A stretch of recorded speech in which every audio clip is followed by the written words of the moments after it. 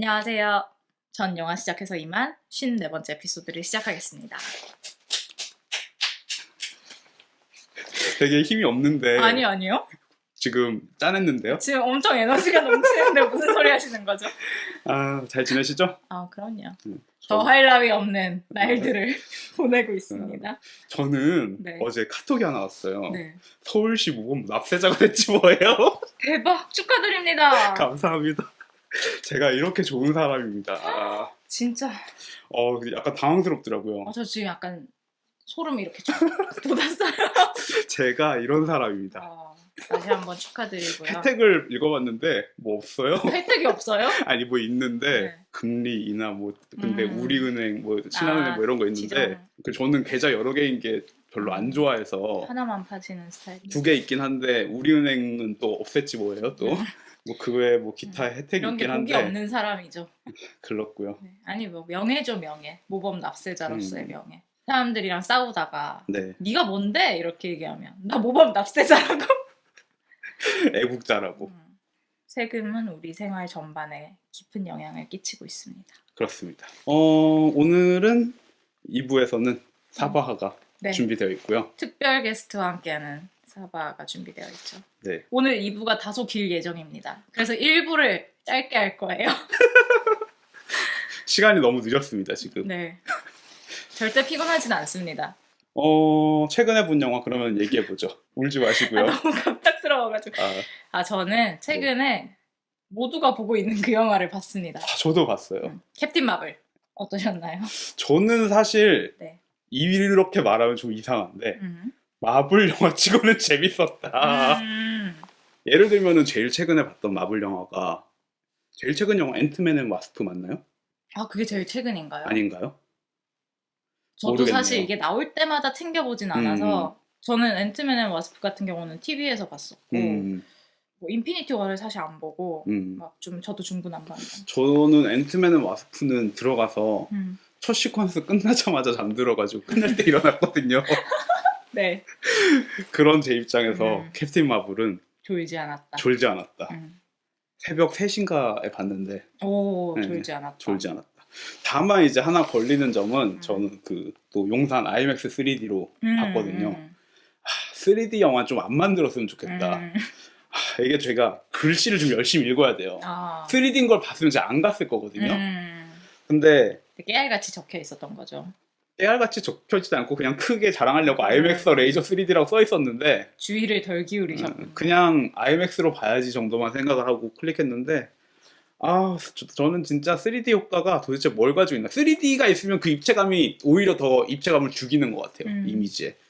그래서 영화를 보면서 들었던 생각은 이 3D 효과가 정말 필요한 영화는 좀 플래시 애니메이션 같이 좀 레이어가 명확하게 나뉘는 영화들.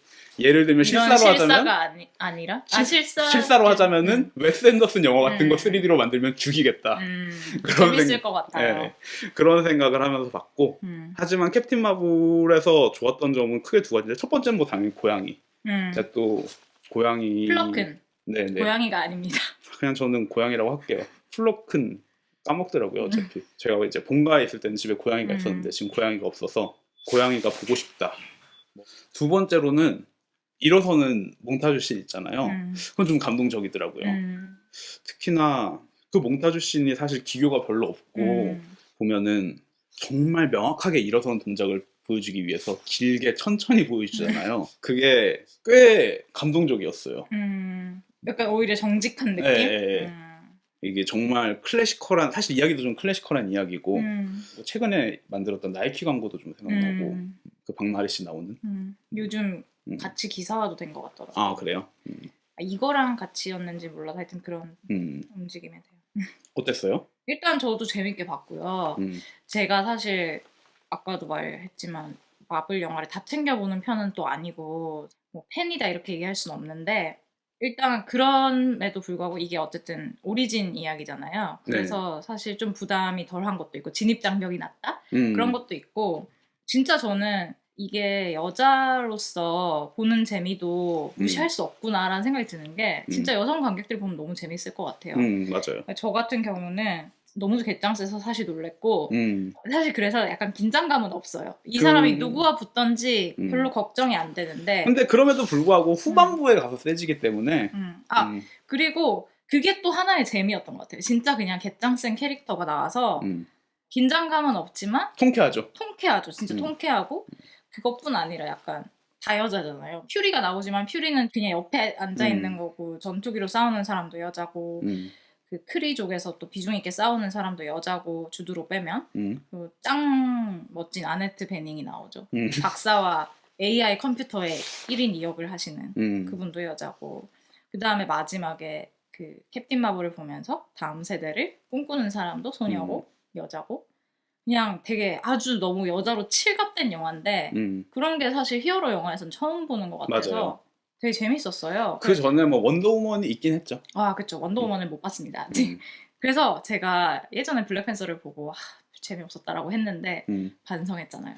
아 흑인들이 블랙팬서 보는 심정이 이거구나. 약간 이게 진짜 자기 얘기가 아니면 맞아요. 그게 이렇게 얘기하면 아시아인이 느끼기 힘든 맞아. 인종 갈등이라는 게 맞아요. 그래서 히어로 무비에 클리셰 같은 거는 또 많은데 그런 걸 제외하고 기존의 클리셰래. 히어로 무비들이 그 앞에 편을 이제 뛰어넘기 위해서 하는 것 중에 좀 싸움 전투 장면 같은 거를 되게 예전에 없었던 모습을 많이 보여주면서 예를 들면 단체로 나오는 어벤져스 시리즈? 어벤져스 시리즈에서 시빌워를 보면서 느꼈던 게 어벤져스 첫 그거보다는 사실 재미는 덜했는데 전투 장면에서 진짜 고민을 많이 했구나라는 생각이 좀 들었던 게 단체로 나오면 조합이 다양해지잖아요. 근데 그런 것들이 이제 좀 이 영화에서는 그런 재미가 좀 없는데 그래도 나름의 의미가 있고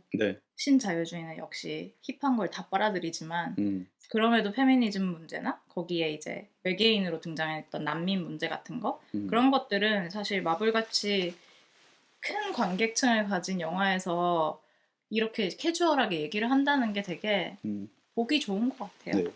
이게 또 저는 이제 사이드로 느꼈던 게 인터넷에서 승질내는 사람들이 얼마나 소수인가도 알게 되는 계기이지 않았나 싶어요. 맞아요. 사실 미국에서는 이제 로튼 토마토에서 팝콘이 이제 엎어졌죠. 평점 테러로 인해서. 그런데도 불구하고 엄청나게 흥행이 잘 되고 있잖아요. 장난 아니죠. 네, 우리나라에서도 엄청나게 잘 되고 장난 있고 아니죠. 네, 이런 것들이 또 재밌는 맞아요. 근데 또 한편으로 약간 생각했던 거는 이게 그 원더우먼이나 고스트버스터즈나 오션스 8 같은 그런 이제 하나의 흐름 속에 있는 영화로 봤을 때는 그 영화들도 다 뭐 의미가 있고 뭐 재밌는 구석이 있지만 거기서 주로 하는 건 이제 특히 고스트버스터즈나 오션스 8이 극단적으로 정말 남자의 역할을 그냥 여자로 바꾼 거잖아요. 남자들이 하는 거 여자들도 다 할 수 있다라는 건데 그것도 당연히 재밌고 의미가 있는 부분이 있는데 약간 자상하고 따뜻한 그런 여성성을 부각시키는 페미니즘 영화도 좀 나왔으면 좋겠어요. 이제 약간 히어로가 다 개짱 세야 되는 게 히어로는 아니잖아요. 그런 것도 이제는 나올 때가 되지 않았나라는 생각도 좀 들고 사실 오션스 8은 그런 시도가 약간 있었죠. 그러니까 그 남자들의 그 하이퍼 무비에서 쓰는 기술들과 여자들이 쓰는 기술은 조금씩 다른데 뭐 보석을 뭐 세공한다든지 그런 기술, 장기술 이런 게 좀 이제 약간의 차이는 있지만 좀 더 다양한 모습으로 나아갈 수 있지 않을까. 네. 그런 생각이 들었습니다. 네. 좀 더 다양한 여러 가지 성격의 인물을 볼 수 있으면 더 좋겠죠.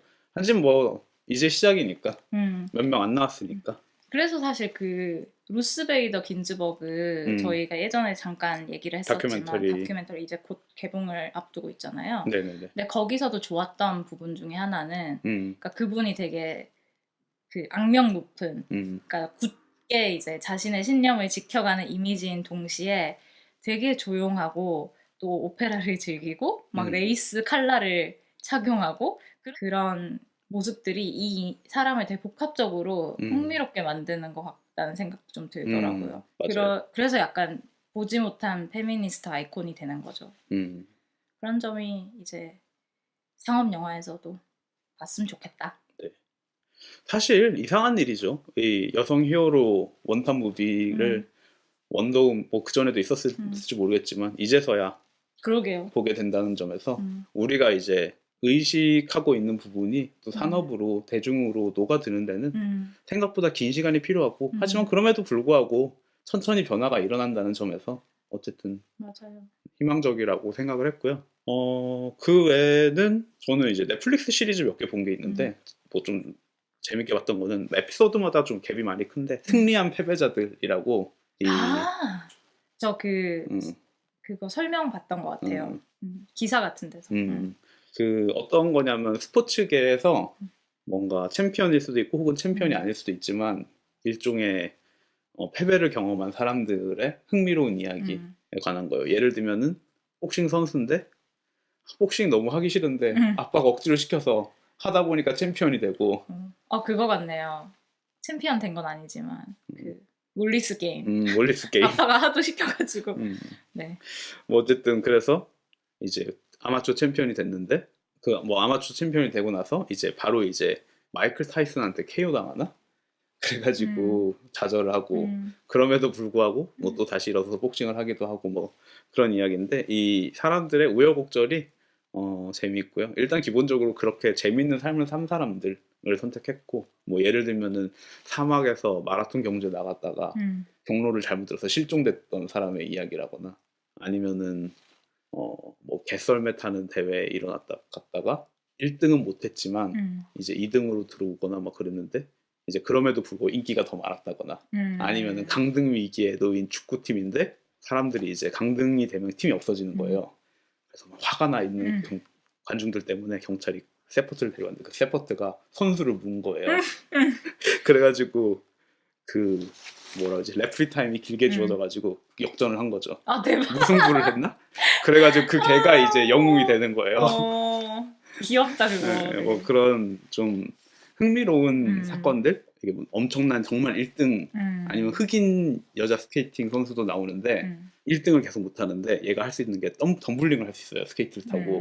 근데 이 금지된 기술인데 자기 마지막 경기에서 해버린다거나 뭐 그런 식의 이제 좀 이 사람들이 뭐 금메달을 따고 트로피를 거머쥐는 사람들은 아니지만 뭔가 통쾌하고 그런 이야기들이 담겨 있어가지고 저는 꽤 재밌게 봤습니다. 좀 에피소드마다 하나의 사례가 나오는 식으로. 네네.